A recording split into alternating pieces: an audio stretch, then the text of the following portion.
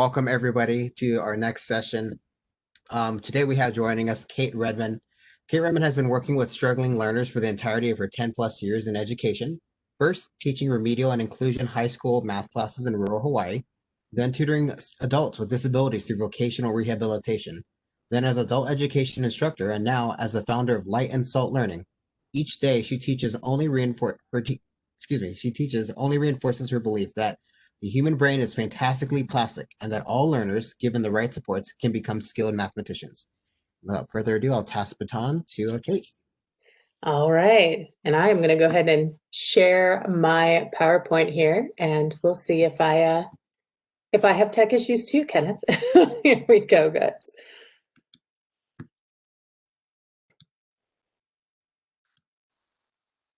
All right, I hope you guys see my PowerPoint. That on.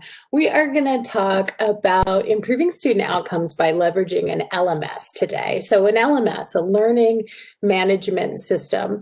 I was surprised talking with some people from the state that not every program uses an LMS today. So I just assumed that we would all have a learning management system, but I think that we're all over the place addressing the needs of our virtual learners. So I kind of have two goals today. For those of us who maybe are not using an LMS yet or not fully harnessing one, my goal is to kind of sell you on it and how it actually will make our lives easier in adult education. But in addition to that, just talking about how you can enrich and expand that experience so it better prepares our learners for the reality that they're facing. So let's go ahead and take a look here.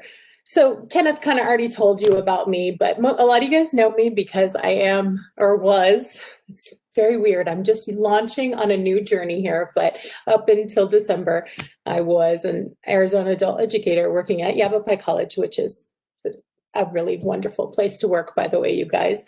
But I was an adult educator for 5 years. And even before that, I worked with your students when I did tutoring through vocational rehabilitation. I often worked one-on-one with various students who, for one reason or another, were not making the kind of progress that they needed in an adult education classroom and needed extra supports. And I really, truly do believe that there is no learning hurdle too large. I don't think that there is a single disability, life struggle, learning difficulty that our students have been through that can't be overcome with the right supports. Now, and a lot of those are going to be put in place and helped by having using an LMS in your program. And then I'm a little Canvas crazy. From the time I started at Yavapai College, I was so excited to have resources and tools, including Canvas, which is the LMS that our program used, the learning management system our program used, that I just like took off with Canvas design. Instantly started at first just gathering resources on Canvas and using it kind of like a repository for resources. But the more I used it, the richer it got, and the more I kind of broadened my horizons of what an LMS could do. All right, so let's just talk, what is it? Let's make sure we know what we're talking about here. So an LMS is a learning management system. So I'm not just talking about curriculum here, guys. I'm not talking about like Odyssey-ware or GED Academy. I'm talking about a software program that's going to host the entire learning experience. I think of it like this is your online, this is the actual classroom. It's like the building. So when your students come into your classroom, there's a lot more going on than just curriculum. You know, we have there's cohort building, and there's these supports in place, and there's all the things that you do and help them. There's the learning experiences. That's more the way to think of an LMS. It's all of that in one place.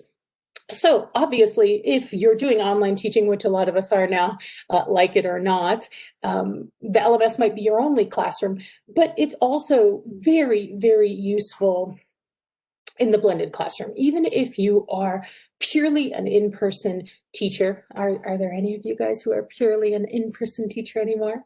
But even if that's your role, you would still be able to harness the power of an LMS in your classroom to blend it. And that is what I was doing from day one when I was still purely an in-person teacher.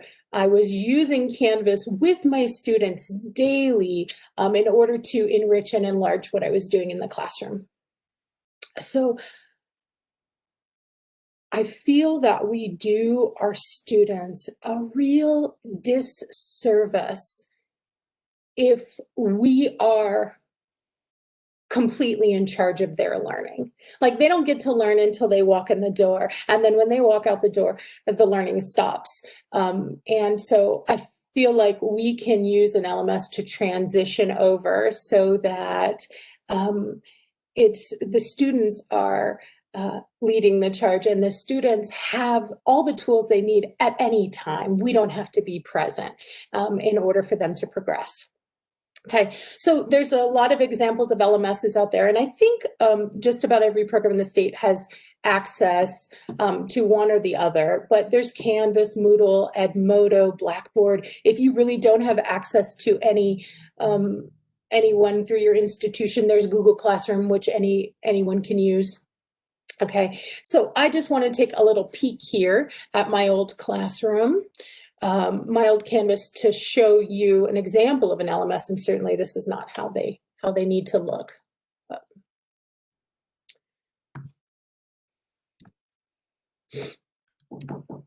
One second.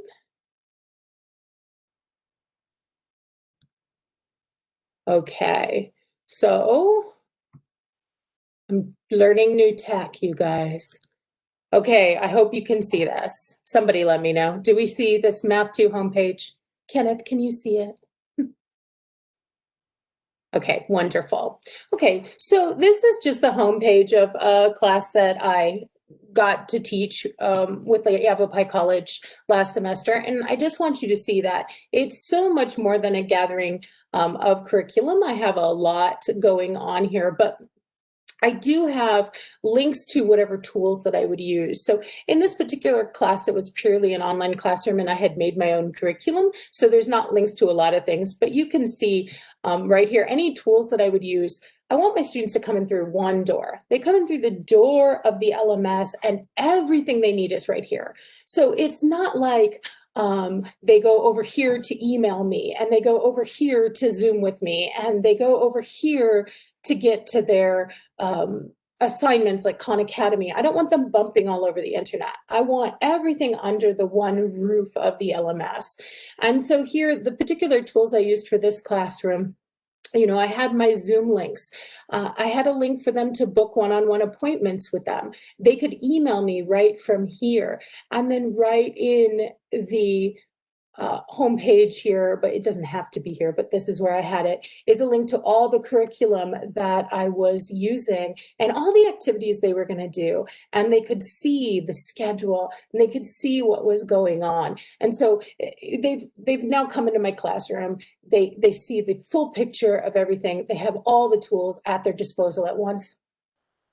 In the past, when I had the blended classrooms that weren't purely online, I also would have links here in the sidebar to any other tools I was using. So if I was using, a GED Academy, we used at different points, or Odyssey-ware, ACRC, I would have links to all of those things right here. So it just feels really inclusive that everything is housed under the same roof, and the students aren't trying to figure out, where do I go to when, but everything is right here. Okay. So let's go ahead and come back to the slideshow there. Okay, so I know that a lot of times I would go to trainings with the state and just feel really overwhelmed at the sheer number of things we have to do as adult educators, right? I was thinking if we could have a motto for adult education, it would be, we do it all in just 40 hours of instruction, right? And honestly, you guys know that it's not even often 40 hours of instruction. Some of our students are only with us for 20 hours or 30 hours. So we have just so much to do in such a short period of time. And so a lot of us are thinking, really, one more thing? I already have so much to do. I already have so much on my plate. My students already have so many skills they need, so much on their plate. Can I really take the time to add an LMS? So I just want to assure you that by utilizing an LMS and teaching your students to do so, you are checking off so many of the boxes that we already need to do all at once. Okay, so are our students truly prepared for what they need? I know that when I would be prioritizing what my students needed, a lot of times I would honestly, this sounds awful, but I would throw out some of the things I need to do. I'd be like, I don't have time for resume writing. My students need to learn slope to pass the test. I don't have time for, teaching them to use this program or that program when we need to learn to write this essay. And so we do, so much time prioritizing. But our students need more than content. They do. We know that we're supposed to be preparing them for GED, college, and career, and they need those tech skills. They need those employability skills. We have such diverse learners in the classroom with diverse skill sets, and they're starting from different places, and they learn different ways and they need different supports in order to be successful. And we need to try to reach them all and not just that middle group, which we excel at, but an LMS can help us do it even better. So anyway, we can kind of hit all those things by using a learning management system. So let's look at how. So first of all, an LMS really can prepare learners for this online reality that we all of a sudden have been pushed into. I mean, how many years have we been saying here that our students are going to need tech skills, our students are going to need tech skills, but we always thought we kind of had more time. And the time is now, right? They need these tech skills for life. They can't even make a doctor's appointment. I tried to find a doctor, and finding the doctor was online. Filling out my paperwork was online. The appointment was online. Can you imagine where our students are at who don't have these kind of technical skills, that they know how to navigate this online reality? Okay, and so as you are working with or creating or building up your LMS, I just want you to think of the tech skills that your students are going to need just for life, and think of how you can put, we're doing more than just content in this LMS, but we're going to put these learning opportunities to learn to communicate in an online world and form cohorts. How many of our students are disconnected and isolated right now? And so we can provide those kind of opportunities in LMS. And there's lots of ways to do that. We've used discussion boards in our classrooms. We've used Google Docs and Google products to be able to collaborate, all housed within the LMS. But just providing them opportunities to really connect with each other, okay? And we need to build learner resilience. We already know this. We know this from the classroom, right? Our students give up so easily, okay? But if it's true in the classroom, it's that much more true in the online environment. So as we're kind of working with our LMS here, I really try to keep in mind that I want to equip my students to know what to do when they're not sure what to do. How do we not give up? How do we solve problems using these online tools? They're all adept at Googling, but beyond Googling, what is there that we can do? Okay. Again, I'm just so adamant about teachers not holding the reins of student learning. And so we want to think about how we can use our online tools to transition to self-directed learner. Okay, so that's probably my favorite part of an LMS. Okay, I had every single tool that I would use in my classroom available to my students. They didn't have to go use all of them, but if I had videos, the videos were up there. If I had virtual manipulatives, the virtual manipulatives are up there. Every level of worksheet that I had, every assignment, my students had access to it all so that they could use the pieces. Now, it took some time to kind of train my students in how to use those pieces and which pieces they preferred and liked. But it really set them off and running with being able to teach themselves and what do I need to learn. And so I was able to use it to help transition my students to be more self-directed and less at my mercy. Okay. We all know that our students are need to be able to, what is the word I want to use? I'm trying to be so careful with my wording right now. We have such interesting political climate, but it's important to create opportunities in your LMS where students are learning how to examine information that they've been given with a discerning eye, not just to memorize, not just to accept, but to, reason through, is this good information? Who's the source? And so, creating opportunities to research well is really an important thing to include in your LMS. And then, of course, problem solving. So I think those are all useful skills for life. Okay. So it doesn't only prepare our students for life here, but we also have an employability issues, and we're always trying to check that box. Okay, we need to make sure our students are ready for the workplace. And I found an interesting statistic. I stumbled upon it. I wasn't even trying to, but 83% of organizations, I'm talking businesses, currently use an LMS for their employees. In fact, LMSs are more widely used by businesses than they are by educational institutions.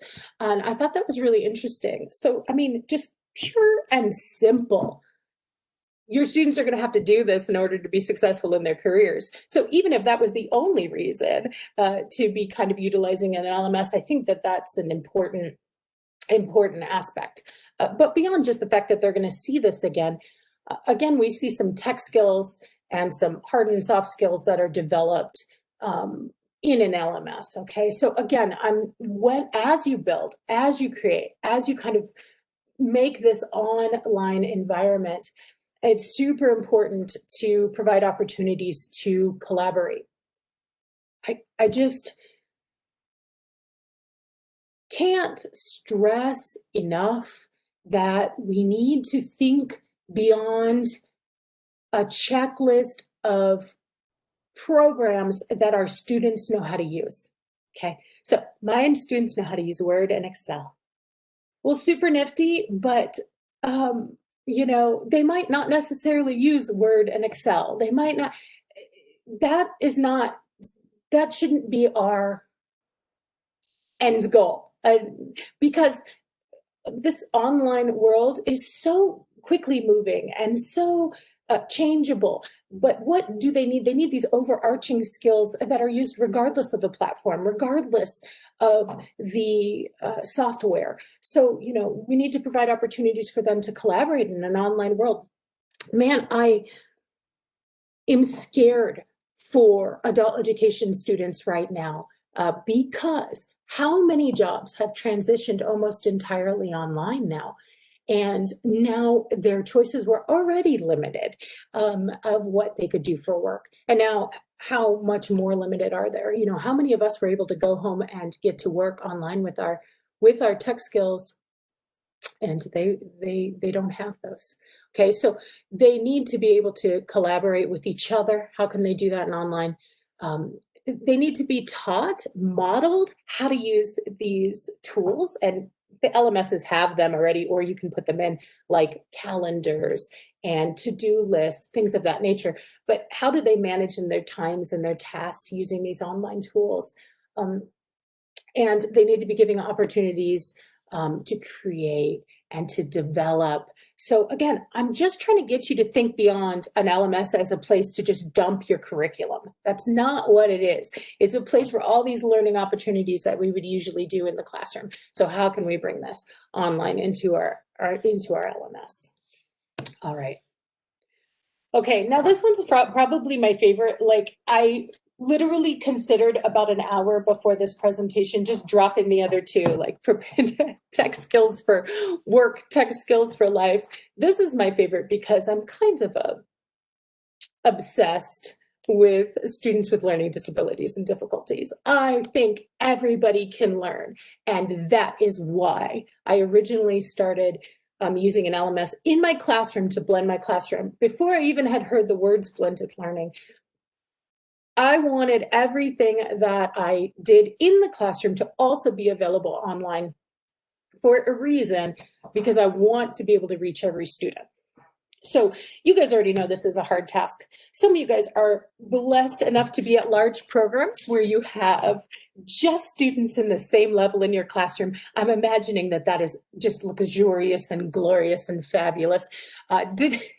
Did not have that luxury at my college, because we're so spread out all over the place. I had all the levels in one classroom, and I'm sitting there going, okay, how can I teach a lesson on exponents and reach the guy with the second grade level, and also reach the gentleman who's college bound and really high skilled in mathematics. And so I was able to really use my LMS to help me do that. Okay, so when you have your resources, up online, up in this LMS where your students can use it. Well, first of all, it just gives your students comfort in the online environment. What do I mean by that? Everything's kind of in one place. They know how to navigate it. It's just like how your classroom can be a safe place to learn new things. That online classroom, that LMS, can be a safe place where they know how things work and they're a little more willing to try things. So just that student comfort is there. But I love that using an LMS really allows us to set up universal design in our classroom. We do universal design for learning, or you've probably heard it called UDL. So if you haven't heard of UDL, I suggest you go Google and spend a little time working on this. But most of us know about this because it's just so important to the not online, to the adult education classroom. We need to make sure that all learners have the supports that they need right from the start. If all of those supports are already built into what we're doing, we don't have to take the time to accommodate this learner or that learner or that learner. So I'll just give you a few examples, okay? Chrome extensions. If your materials are all printed and you just hand your students a worksheet, you're going to have students who have certain reading abilities. You're going to have students who have certain vision abilities, who process information in different ways. We're excluding all of those students. Whereas if I have all my materials uploaded online, my students can sit there with Chrome extensions, get text to speech, speech to text. They can blow it up. They can bring it down. If it's a web page you're using for information rather than a book page, they can clear up the web page, change the spacing. I mean, there's just a variety of tools that we can use once we have a computer-based content that they wouldn't normally be able to use, and making so many more students able to access that information. And I just love that that can be done in an online environment. Okay, and then flexibility. This is what I was talking about before, with that idea that at any time your students can access this information. So probably like the easiest, the best thing about having everything I was doing up online in my little LMS when I was still just doing in person was that if a student missed a class, they knew exactly where to go and exactly what to do. They're like, okay, I have to miss class. I'll watch the video and I'll try the practices. And I know where the example problems are if I need more help. And I know where the virtual manipulative is if I need help. I train my students when they were in the classroom so that when they were not able to be in the classroom, they knew what to do and they knew how to keep up. And so it really gave my students flexibility. If they had to miss a class, they weren't necessarily getting behind. And then, of course, when I did have to transition 100% online, my students already knew how to use all those tools. And then again, this idea of student efficacy, I think I already discussed that. Okay. So this is probably the hardest sell I've had for, I mean, even in my own program, this idea that an LMS is just one more thing to do. So I just want to assure you guys that an LMS, using one can actually ease instructor burden as well. There's so much for us to do that overwhelm is such an issue in adult education. You know, you'll often have new instructors coming up. A lot of you guys are part-time. You don't have planning time. I was full-time. I had the luxury of lots and lots of planning time. Okay. Or we just have so much to do besides lesson planning. And so you can really use this to kind of take the burden of lesson planning off. So a lot of times, Canvas certainly is, and it's not the only one that is. An LMS is totally copyable. So you get a new instructor, you just sit there and copy a class, give it to them, and there's all the resources, everything they need in one place. And even if they had no planning time, no experience on teaching GED, they could have it all there. So it was one of the nicest things that we had. This LMS in the last few years, every time we would hire a new instructor, we'd be like, okay, here's your Canvas. If you like, you can just totally use it as is and make no changes and go through the curriculum in this order. And I mean, it was great, but it's also adaptable. You know, one of my, probably shouldn't say this. I won't name any names, but one of my problems with some of the Bucks curriculums that we've used over the years is that they were not adaptable. And I am an innovator. I am an idea person. I like to make my own curriculum. I'm one of those freaks. And so an LMS is adaptable. If something doesn't work for you, or you don't like the order of something, you can go ahead and change it. It's not this boxed curriculum that you either use or don't use. Okay. And so just giving you an example here of a table that I use. So here's an example little screenshot from my class of a geometry unit, and it's all linked. We've got pre-works and what I was going to do during class and what I was going to have for my homework after class. And I can literally just take this table, copy it for a new instructor and say, here's how you teach geometry. Here it is. And it's just so useful that way. And then all these various links are, you know, able to be used by students and instructors. So that's just, I think one of the benefits, and then also just cuts down from semester to semester. You know, I just go, okay, when's the last time I taught geometry? Pull up last semester's, make a few little changes, and boom, I've planned for an entire semester. So, okay. I feel like I've talked so darn much, you guys. Probably you guys feel like I've talked so darn much too.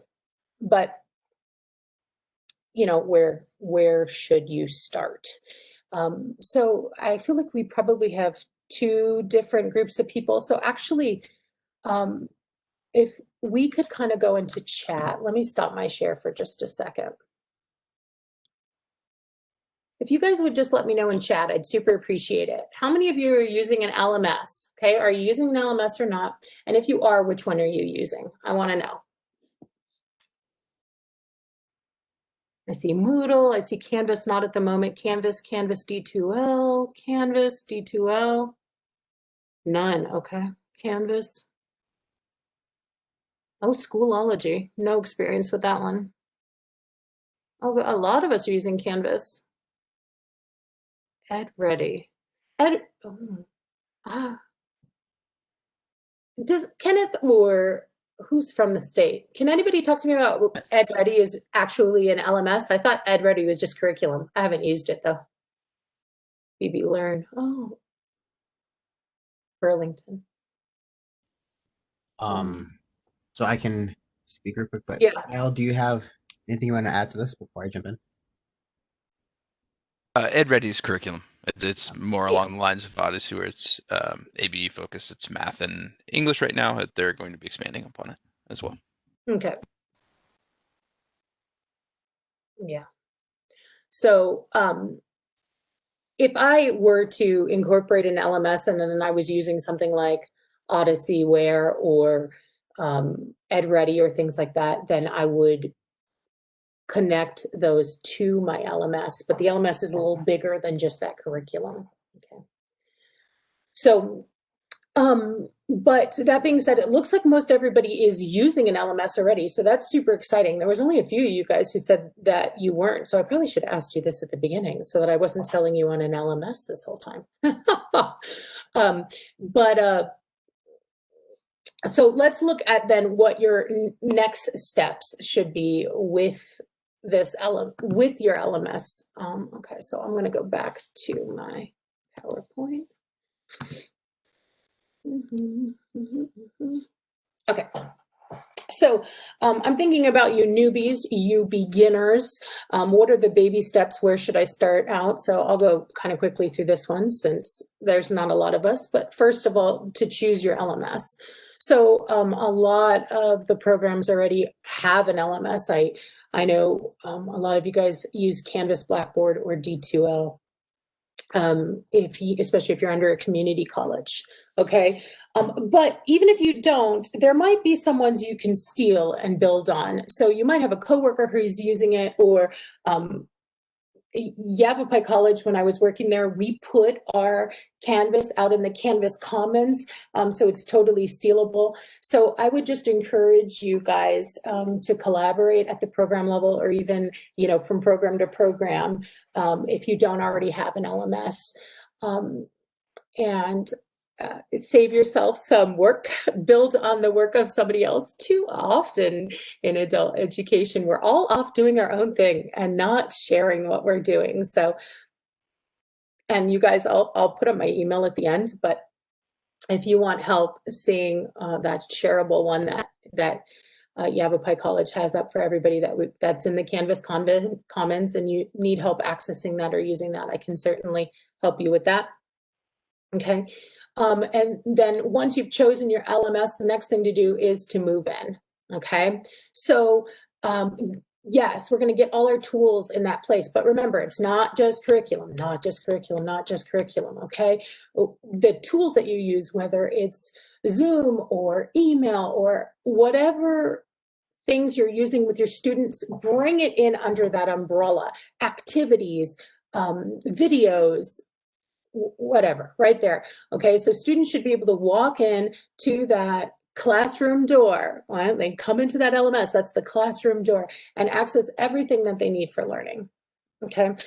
And then of course we need to train our students. If they don't use it in the classroom, if they don't use it with you, they're not likely to use it outside of the classroom. It needs to be modeled a little bit. So welcome your students in, show them around, and then form routines. Okay, I mean, we do the same thing in our in-person classroom. I don't know why we forget to do it oftentimes in online classrooms, but when your students walk in, they know right where you put your agenda. They know that the first 15 minutes that they will be free writing or working on a question of the day. Then they know they do math and then a break. They have these certain routines that give them a level of comfort. They know their classroom. And I would just encourage you to do the same thing with that online environment. Okay, now we're all going to navigate to the homework assignments. Okay, now we're all going to pick our level. Okay, whatever way that you do it, just kind of get them used to navigating through an LMS. That's kind of that tech training they need. Okay. And like I said, oh, whoops. Whoa, guys, I'm all over the place. There we go. My students were so used to, I used my LMS every single day. When I was in class, when I did the blended learning, how I did it was I was up in front of the class, yada, yada, well, doing my little lecture portion. For a short period of time. Like I might teach a lesson on exponents, like I said, but then I would have all these lovely resources online. So then I'd tell everybody, okay, now pull up your Canvas, sign into your Canvas. Okay. And then I'd give them a little check-in. Okay. If we're at the beginning level on this concept, I want you doing this on Canvas, like head off to the beginning level. And they were so trained. Or if you need more examples, if that lesson wasn't enough for you, you hit up the examples. And so my students were so trained that when we went onto this online, they already knew how to navigate Canvas. They already knew how to find the materials that they needed for their learning. And so I think that's super important. Okay. Now, what if you're off and running? So I better slow down. The whole time, like the whole 15 minutes before I start my presentations, you guys, I'm always like, okay, Kate, slow down. Slow down. I've been accused of talking too fast before. Okay, so most of us are off and running. So, okay, this is where I want you to be then. So you're already using an LMS. Now, how do you use it more effectively? So first thing, I want you to think about handing off the reins. Okay, I really want you to think about how to move your students from dependent to independent learners and thinkers. I already told you this, I already shared my kind of heart about this, but I know you guys have all had that experience where we're the student who just changes, or we're the teacher, I'm sorry, who just changes a student's life. I could never have done it without you. I can't even, they get to this place where it's like, I can't even learn without you.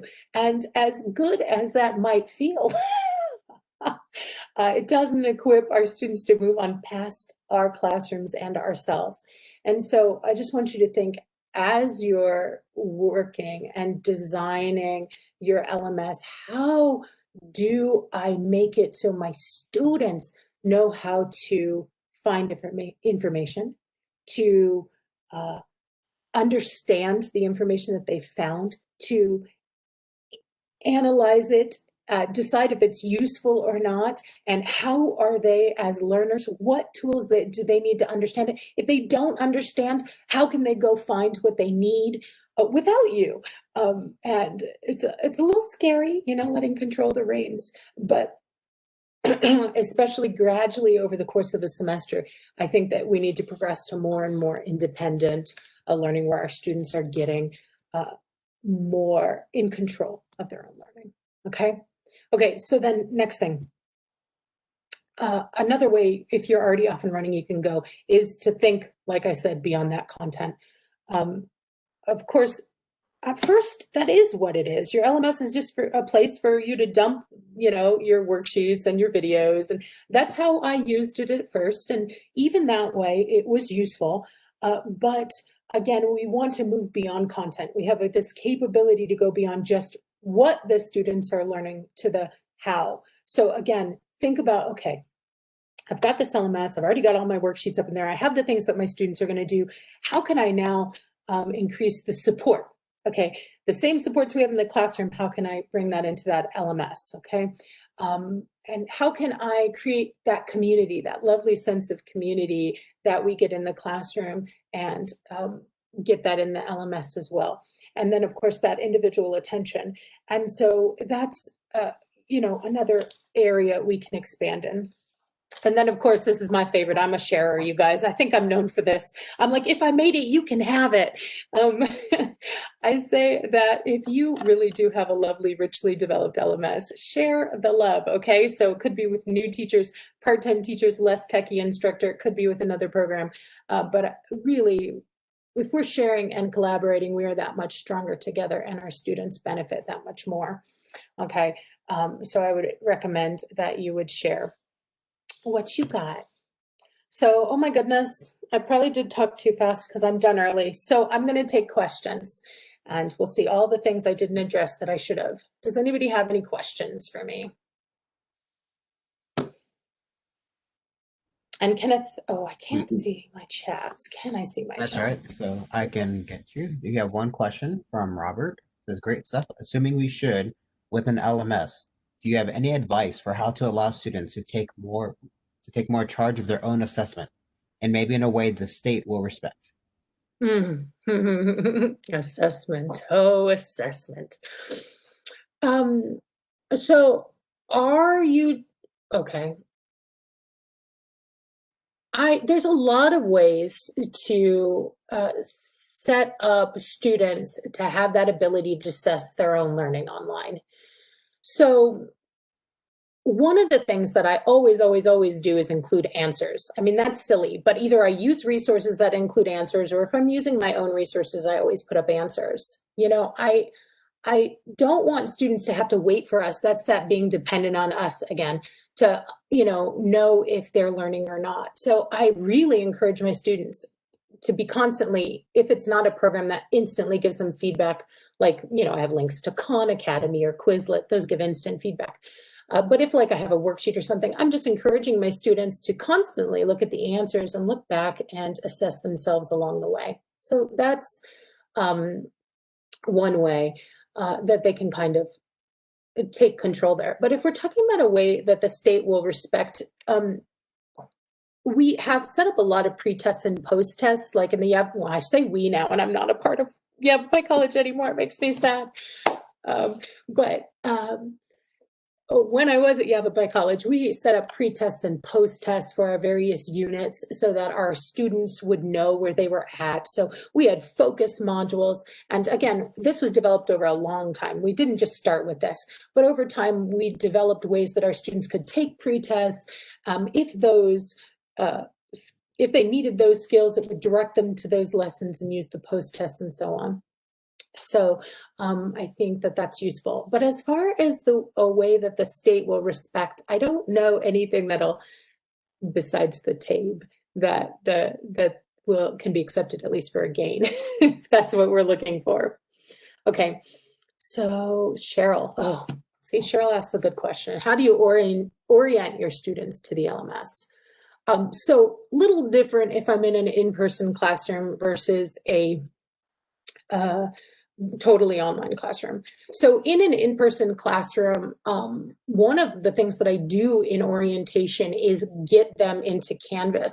And because we have students with such different technical skills, I actually have a little getting started unit that has various tasks that those students can do, so that those students who are super techie manage to sign in right away, create their accounts, are off and running doing these various activities. And then those other ones who need a little more babying, and I shouldn't say babying, but they need a little more assistance, I'm able to come around and help them. So we dedicate about an hour and a half just to getting onto Canvas and getting them oriented right from the start. And then, like I said, after every single lesson I teach, I don't pass out a worksheet or, sometimes I do hands-on activities, don't get me wrong, but very frequently after a lesson, we're pulling up our Canvas and I'm getting people navigating. I'm walking around and helping them get to where they need to go. And I'm sharing my screen. So again, they don't need to do that many times before most of them have it down. And then same thing in an online classroom. I'll share the Canvas from my Zoom and just kind of show people around, show them where to click. In an in-person classroom, I would do one-on-one meetings where I met with each student individually, and they would get on Canvas, and I would verbally direct them as they'd move around. So a lot of different ways. Okay, goodness, I talk too much. Okay, Danya says, I think it was in a previous workshop where you offered access to your lesson plans. Are those still available? Yeah, all the materials I've ever made are open to you guys and free to you guys. I have so much stuff. So email me if you want access to something. But I have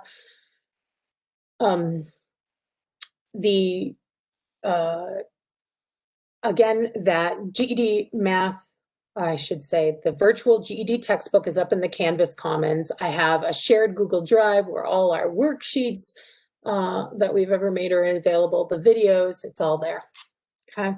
And again, there's my email right there, and you can shoot me a little email if you want something specific.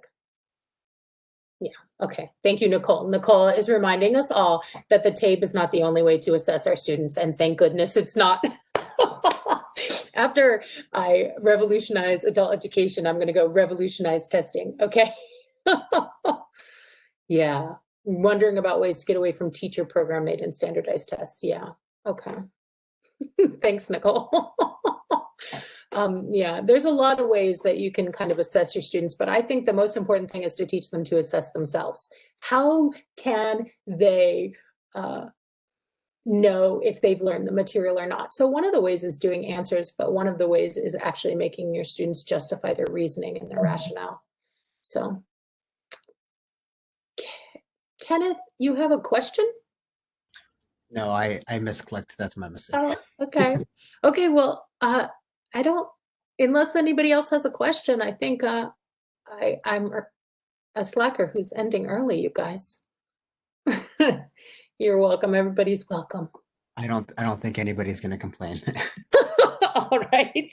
Have a long lunch. Yes. So before you guys get going, first, thank you very much, Kate. I appreciate so much your information about the LMS. It's always incredibly informative. And then if you guys wouldn't mind in the chat, I'm posting right now a link to the session survey. If you wouldn't mind getting that done, that'd be greatly appreciated. Once again, this is the Improving Student Outcomes by Leveraging an LMS with Kate Redmon. So when you go to select which session it's for, that's the session. Thank you very much. Thank you, guys.